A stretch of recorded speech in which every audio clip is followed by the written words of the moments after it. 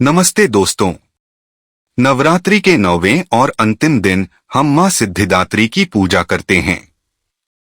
उनकी कहानी हमें बताती है कि जब हमारा आध्यात्मिक सफर पूरा हो जाता है तो हमें हर तरह की सिद्धि और ज्ञान की प्राप्ति होती है। मां सिद्धिदात्री की कहानी।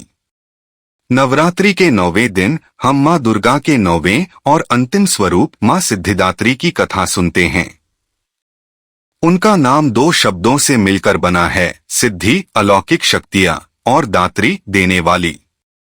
यानी वह देवी जो अपने भक्तों को सभी प्रकार की सिद्धियां और शक्तियां प्रदान करती हैं। उनकी कथा सृष्टि की शुरुआत से जुड़ी है। जब यह ब्रह्मांड अस्तित्व में आया तो चारों तरफ सिर्फ शून्य था। भगवान शिव ने भी सृष्टि की रचना करने के लिए तपस्या शुरू की। वह उस आदि शक्ति को पाना चाहते थे जो इस पूरे ब्रह्मांड का मूल है। भगवान शिव की कठोर तपस्या से देवी प्रकट हुई। वह कोई और नहीं बल्कि मां सिद्धिदात्री थीं। देवी ने शिव को सभी प्रकार की सिद्धियां और शक्तियां प्रदान की। यह मां सिद्धिदात्री की कृपा से ही था कि भगवान शिव को अर्धनारीश्वर का रूप मिला, जिसमें उनका आधा शरीर पुरुष का और आधा स्त्री का है।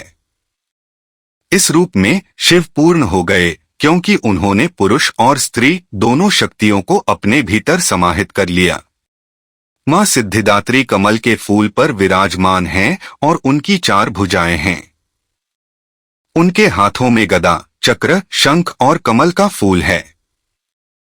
सभी देवता, ऋषिमुनि और योगीजन भी उनसे सिद्धियां पाने के लिए उनकी पूजा करते हैं। माना जाता है कि मां सिद्धिदात्री की कृपा से ही ज्ञान, धन और हर तरह की सफलता प्राप्त होती है। नवरात्रि का 9 दिनों का सफर दरअसल हमारी खुद की आध्यात्मिक यात्रा का प्रतीक है।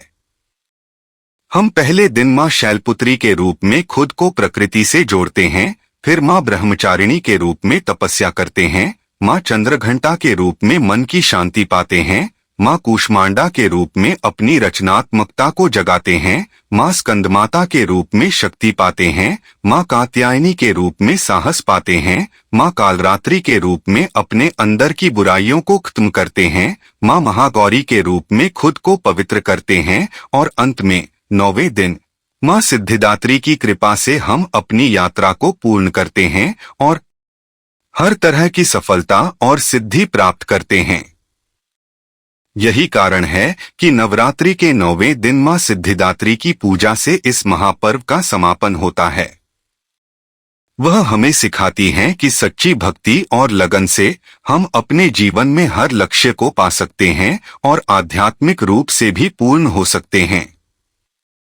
इस कहानी को अंत तक देखने के लिए आपका दिल से धन्यवाद। अगर आपको हमारी ये कहानी पसंद आई हो तो कृपया इसे लाइक करें, अपने दोस्तों और परिवार के साथ शेयर करें और नीचे कमेंट करके जरूर बताएं कि आपको कौन सा हिस्सा सबसे अच्छा लगा। ऐसे ही और दिलचस्प और भावनात्मक कहानियों के लिए हमारे चैनल को सब्सक्राइब करना न भूलें। फिर मिलते हैं एक नई कहानी के साथ। तब तक के लिए नमस्कार।